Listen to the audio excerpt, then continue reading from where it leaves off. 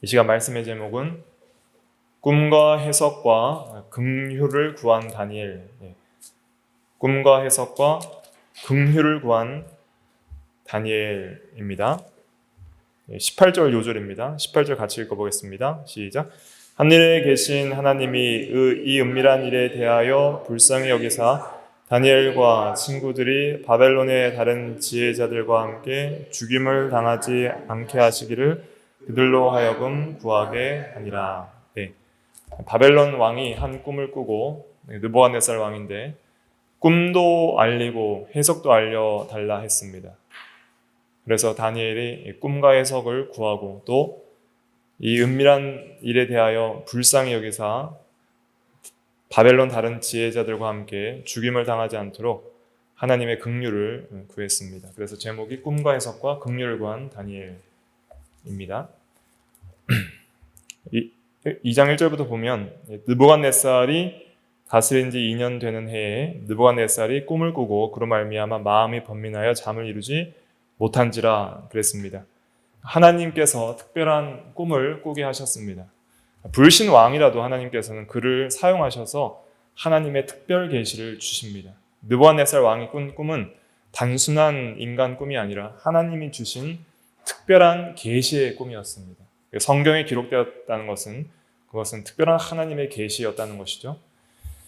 그것이 보통 꿈이 아니라는 것을 느부갓네살이 눈치를 챘습니다. 왜냐하면 나라의 흥망성쇠와 이 장래에 대한 일이었기 때문에 굉장히 의미가 깊은 꿈이란 것을 그는 알았던 것이죠. 그래서 그 꿈과 해석을 알려주도록 이제 바벨론 지혜자들을 부르게 됩니다.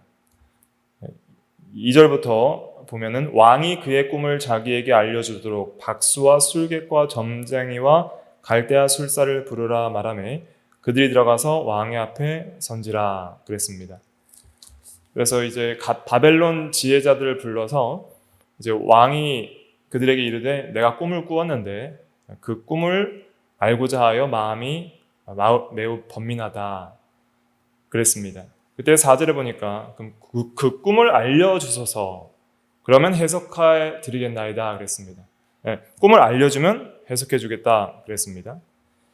그런데 5절 같이 읽어볼게요. 시작. 왕이 갈대아인들에게 대답하여 이르되 내가 명령을 내렸나니 너희가 만일 꿈과 그 해석을 내게 알게 하지 아니하면 너희 몸을 쪼갤 것이며 너희의 집을 거름더미로 만들 것이요. 네. 꿈은 알려주지 않고 꿈도 알리고 해석도 알리라 그랬습니다. 왜냐하면 너희가 그 꿈도 알고 해석도 알면은 너희 해석이 참된 줄 내가 믿을 수 있겠지만은 꿈을 알지 못하면 해석도 알 수 없음이니 너희가 꿈과 해석을 다 알게 하라 그랬습니다. 과거에 이제 애굽 시대 요셉에게 있어서는 그 바로 왕이 꿈은 알려주고 해석만 알려달라고 했는데 이 바벨론 시대 때에는 꿈과 해석을 다 알리라 그랬습니다. 그러니까 이 사람들이 이 꿈을 알 방법이 없잖아요. 그렇기 때문에 이런 일은 어떤 왕도 물은 자가 없다 그렇게 말을 했습니다. 10절 같이 읽어볼게요. 시작. 갈대아인들이 왕 앞에 대답하여 이르되 세상에는 왕의 그 일을 보일 자가 한 사람도 없으므로 어떤 크고 권력 있는 왕이라도 이런 것으로 박수에게나 술객에게나 갈대아인들에게 물은 자가 없었나이다. 왕이 물으신 것은 너무 무리하고 어려운 일입니다. 지금까지 어떤 왕도 꿈까지 보이라고 한 왕은 없었습니다. 그러면서 11절에 보니까 왕께서 물으신 것은 어려운 일이라 육체와 함께 살지 아니하는 신들 외에는 왕 앞에 그것을 보일 자가 없나이다 한지라 그랬습니다. 여기서 육체와 함께 살지 아니하는 신들이라는 것은 그 당시 바벨론 지방에 있는 신들과는 다른 뭔가 훨씬 더 높은 신을 말하는 것이죠. 당시에 이방 신들은 다 육체를 가진 신들이었잖아요. 그러나 그런 육체와 함께 있지 않은 좀 더 영적이고 또 능력 있는 신이 아니면은 이런 일을 왕에게 알게 할 사람이 없습니다. 알게 할 신도 없습니다. 이렇게 말을 했습니다. 이들은 하나님을 알지 못했지만 은연중에 하나님이 아니고서는 이러한 일을 알려줄 신이 없다는 것을 그들 스스로 고백한 것입니다. 그래서 이 왕이 이제 화가 나서 모든 지혜자들을 다 죽이라고 명령을 하게 됩니다. 12절부터 13절 같이 읽어보겠습니다. 시작. 왕이 이로 말미암아 진노하고 통분하여 바벨론의 모든 지혜자들을 다 죽이라고 명령하니라. 왕의 명령이 내림에 지혜자들은 죽게 되었고 다니엘과 그의 친구들도 죽이려고 찾았더라. 네. 사실 느부갓네살 왕, 바벨론 왕들이 이렇게 지혜자들을 둔 이유는 이러한 꿈이나 이러한 은밀한 일에 대해서 해석하기 위해서 이런 지혜자들을 둔 것이거든요. 그런데 그들이 꿈도 해석도 알게 하지 못한다 그러니까 지혜자들이 있을 필요가 없는 거예요. 그래서 바벨론 왕은 화가 나서 이제 다 죽이라고 했고요. 그리고 당시에 이제 유다 백성으로 포로 잡혀온 다니엘과 하냐냐와 미사엘과 아사랴도 지혜자들 반열에 있었기 때문에 그들도 이제 죽이려고 찾아다녔던 것이죠. 이렇게 이제 다니엘과 하나냐와 미사엘과 아사랴가 포로 잡혀와서 하나님의 은혜 가운데 잘 지내고 있었는데 또 극심한 시험이 들어오게 되었습니다. 이제는 꿈과 그 해석을 내놓지 않으면 살 도리가 없는, 인간의 지혜와 능력으로는 살 도리가 없는 큰 공경에 빠지게 되었던 것이죠. 이러할 때 다니엘과 세 친구들이 보여준 그러한 놀라운 믿음과 평안은 많은 귀감이 됩니다. 14절부터 보면 그때 왕의 근위대장 아리옥이 바벨론 지혜자들 죽이러 나가매 다니엘이 명철하고 슬기로운 말로 왕의 근위대장 아리옥에게 물어 이르되 왕의 명령이 어찌 그리 급하냐 하니 아리옥이 그 일을 다니엘에게 알림해 다니엘이 들어가서 왕께 구하기를 시간을 주시면 왕에게 그 해석을 알려드리리이다 하니라 그랬습니다. 다른 사람들은 이제 다 죽게 되었다고 이제 손을 놓고 다 죽을까봐 두려워하고 있었는데 다니엘은 명철하고 슬기로운 말로 지혜롭게 잘 대처를 했습니다. 극심한 불안과 또 곤란한 상황에서도 다니엘은 지혜롭게 대처를 했고 또 평안을 유지하면서 시간을 주시면 해석을 알려드리겠다고 또 지혜롭게 왕에게 부탁까지 하는 그러한 지혜로운 대처를 보여주었습니다. 이것은 다니엘이 항상 하나님께 기도하는 신앙 안에 있었고 그리고 모든 인간 생사화복과 만사는 하나님께 달려있다는 것을 믿은 하나님의 절대 주권 신앙이 여기에서도 드러나는 것입니다. 당장 죽게 된 상황 속에서도 두려워 떨면서 인간의 어떤 도움과 수단과 계책을 찾기보다는 하나님께 모든 것을 맡기고 하나님께 기도할 시간을 구하기 위해서 왕에게 담대하게 나아가서 지혜롭게 부탁을 한 것입니다. 세상은 이렇게 세상이 줄 수 없는 어떤 다른 담대함과 평안을 가질 때 성도들을 주목하게 됩니다. 뭔가 근위대장 아리옥이 갔을 때에도 다니엘이 차분하고 명철하고 슬기롭게 대처를 하니까 설득이 됐잖아요. 어떻게 이렇게 급합니까? 제가 해석을 알려드리겠습니다. 왕께 나아가서 시간을 구하게 해주십시오 하고 또 왕께 나아가서 시간을 구하게 되는 것이죠. 그래서 세상 사람들은 이 살 도리가 없다고 할 때에는 절망에 빠지지만 그러나 그리스도인들은 그렇지 않습니다. 아무리 세상적으로 절망적인 상황이라 할지라도 그 세상과 또 바벨론 왕의 권세에 생명이 있다고 믿지 않고 그리스도인들은 하나님께 생명이 있고 또 하나님께 지혜와 능력이 있음을 믿기 때문에 하나님께 의지하는 그러한 신앙으로 나아가는 것이죠. 우리도 갑자기 이 죽을 공경이나 또 어려운 공경을 당했을 때 놀라고 근심하고 당황하는 것이 아니라 항상 기도의 시간을 버는 것이 중요합니다. 이때는 이제 기도할 때이구나. 하나님께 나아가서 간절히 간구할 때가 되었구나. 지금 여러 가지로 분주하게 또 정치하느냐고 바쁘게 살아왔지만은 이제 모든 것을 좀 내려놓고 이 하나님께 긍휼과 또 은혜를 구해야 할 때가 이 시간이구나 하는 것을 다니엘은 깨달은 것이죠. 그래서 아주 평안한 마음으로 차분하게 대처를 했고 또 하나님의 은혜로 긍휼을 얻게 되었습니다. 시간을 안 줄 수도 있는 거예요, 왕이. 그러나 시간을 얻게 되었고 그리고 이제 기도의 시간을 벌게 된 것이죠. 그래서 이제 다니엘은 혼자 기도하지 않고 이 중대한 상황에 대해서 친구들과 함께 합심해서 기도하도록 하였습니다. 17절과 18절 같이 읽어보겠습니다. 시작. 이에 다니엘이 자기 집으로 돌아가서 그 친구 하나냐와 미사엘과 아사랴에게 그 일을 알리고 하늘에 계신 하나님이 이 은밀한 일에 대하여 불쌍히 여기사 다니엘과 친구들이 바벨론의 다른 지혜자들과 함께 죽임을 당하지 않게 하시기를 그들로 하여금 구하게 하니라. 네. 지금 왕의 꿈과 해석을 알 방법은 다른 인간적인 방법은 없어요. 세상적인 방법은 없어요. 그렇기 때문에 하나님께 기도하는 것 외에는 방법이 없는 상황입니다. 우리는 때론 이러한 상황들을 만나게 됩니다. 우리가 이 세상을 살아가다 보면은 인간적인 수단과 방법을 다 동원해봤지만 도저히 해결할 방법이 없는 일들이 있을 수 있습니다. 현실 문제에 있어서도 그렇고요. 이제는 하나님께 맡겨야 될 수밖에 없는 때가 올 것입니다.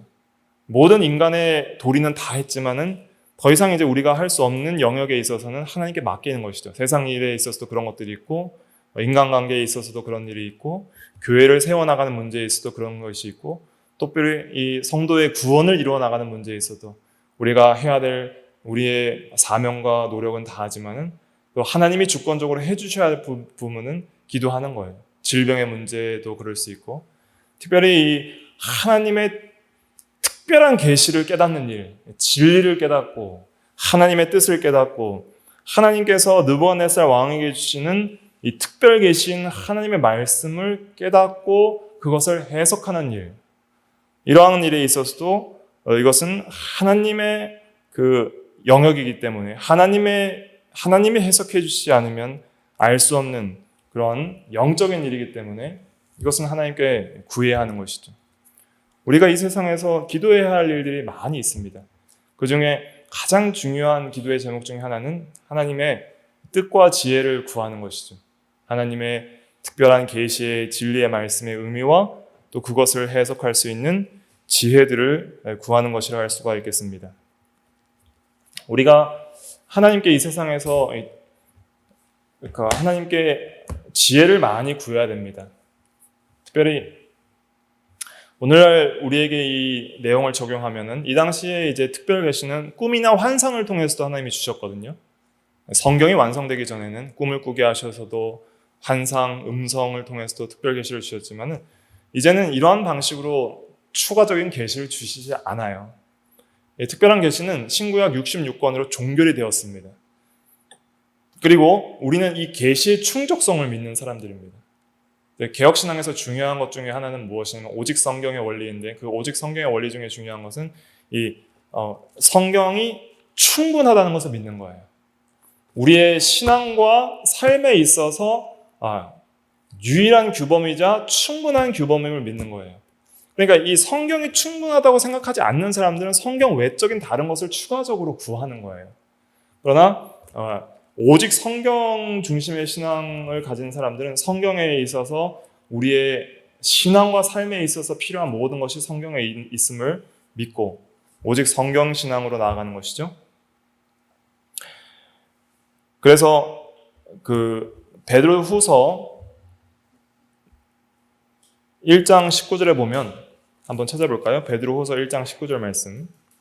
1장 19절 말씀 같이 읽어볼게요. 시작. 또 우리에게는 더 확실한 예언이 있어 어두운 데를 비추는 등불과 같으니 날이 새어 샛별이 너희 마음에 떠오르기까지 너희가 이것을 주의하는 것이 옳으니라. 네.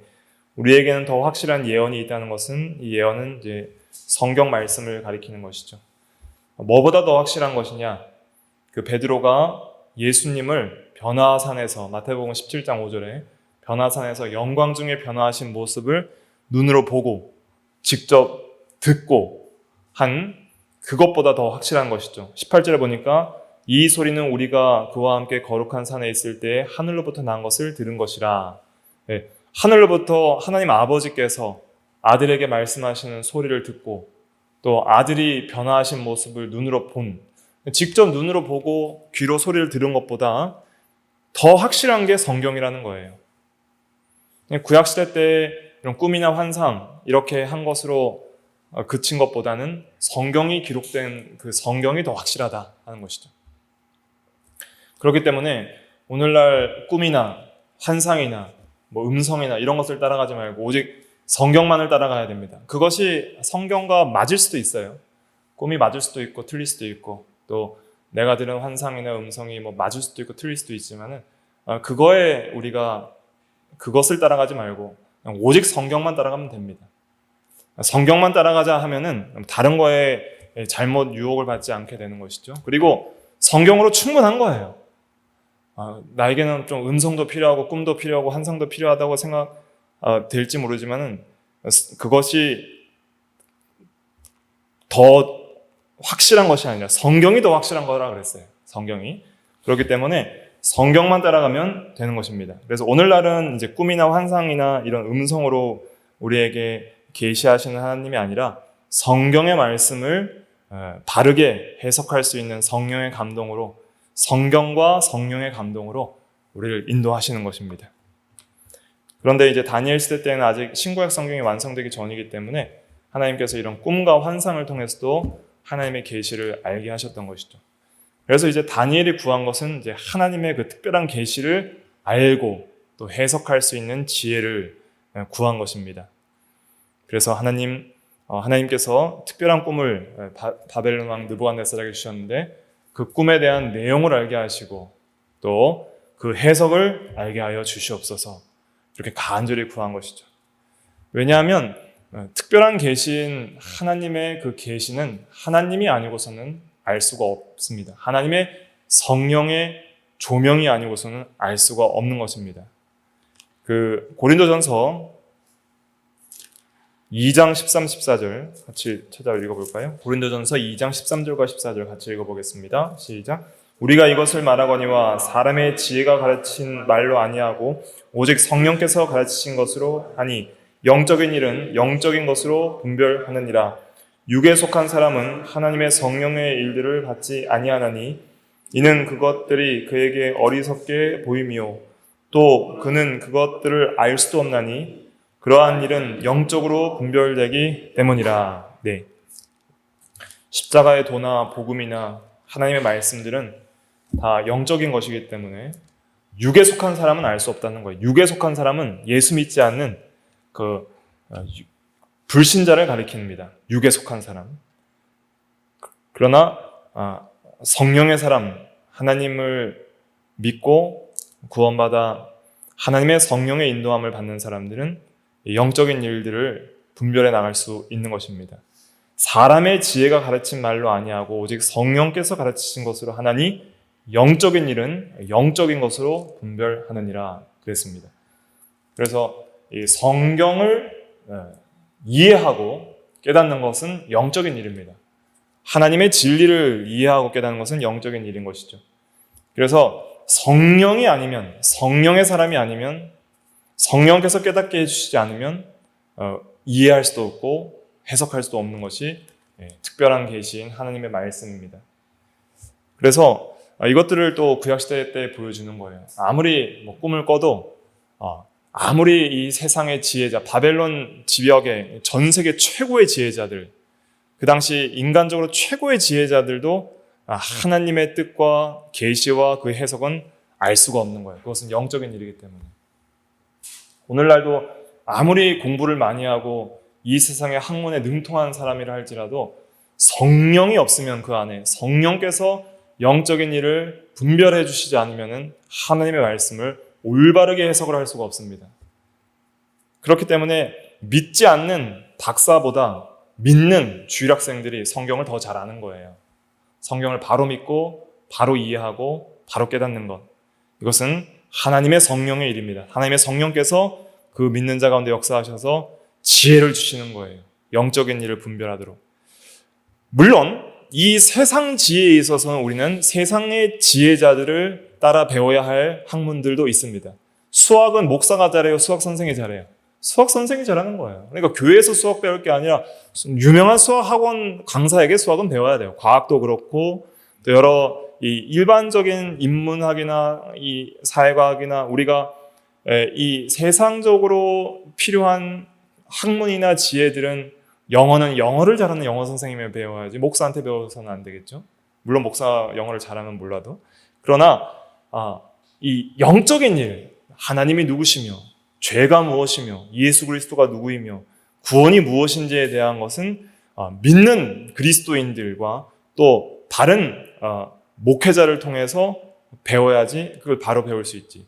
세상 선생들을 통해서 이 근본적인 진리, 세상의 창조와 타락과 구속과 영원한 하나님의 나라에 대한 이러한 영적인 진리와 인간의 본질적인 문제인 인간이 어디서부터 나서 어디로 가는지에 대한 문제, 하나님에 대한 진리, 또 영원한 세계에 대한 진리, 천국과 지옥에 대한 진리 이런 것들은 세상 지혜로는 절대로 알 수가 없습니다.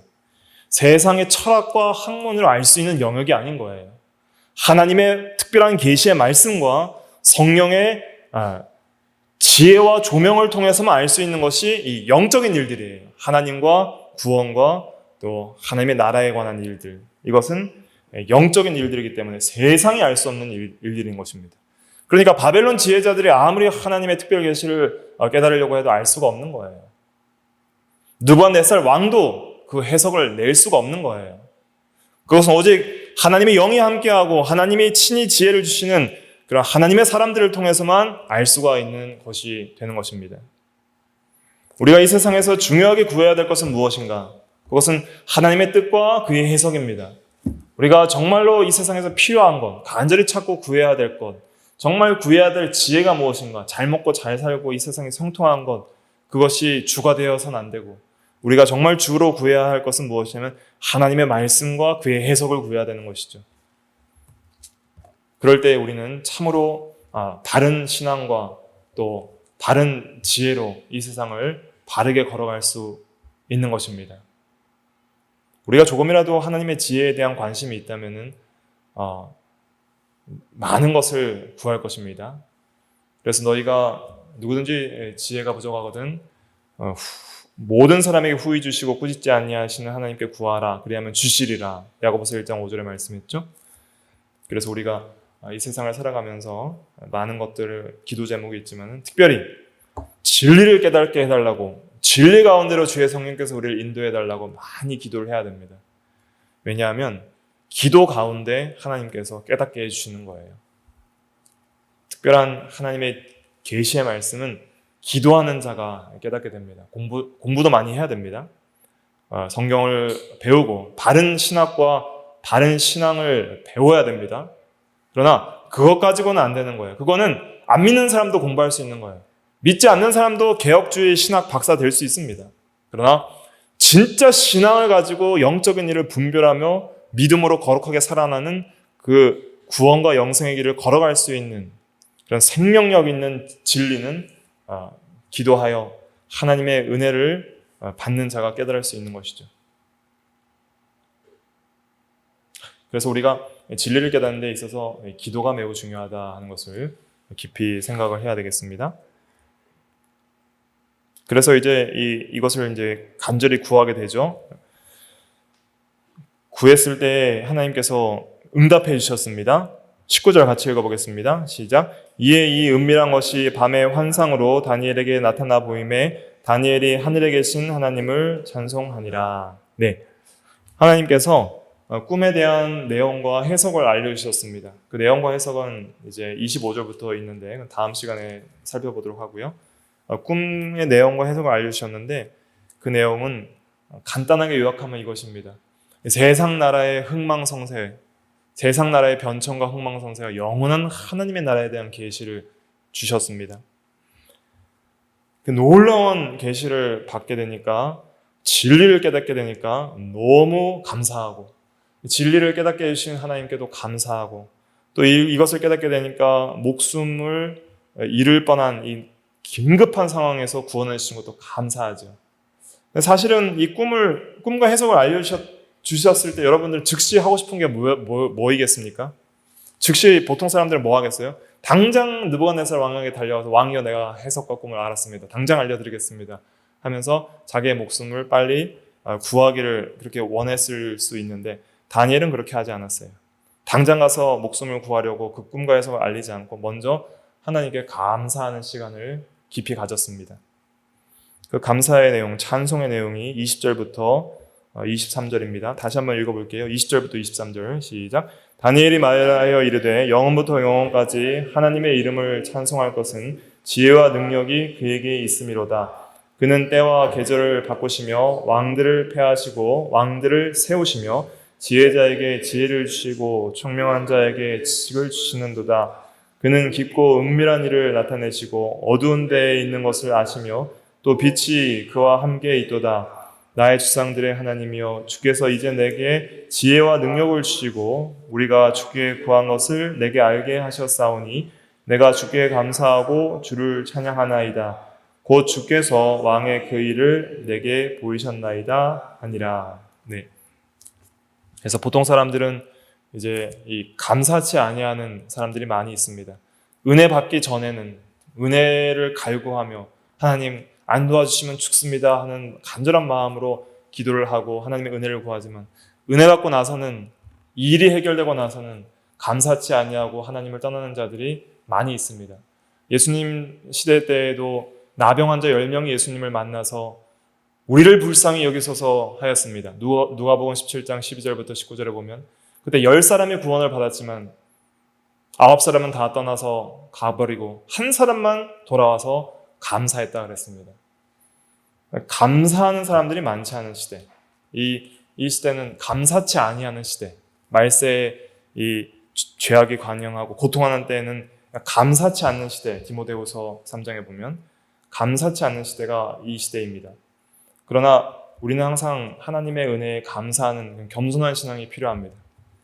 어려울 때 하나님께서 도와주신 것도 감사하고 또 형통할 때도 감사하고 항상 하나님을 생각하고 하나님의 절대 주권을 믿는 사람들은 교만하지 않고 항상 감사하는 신앙을 가질 수가 있는 것입니다.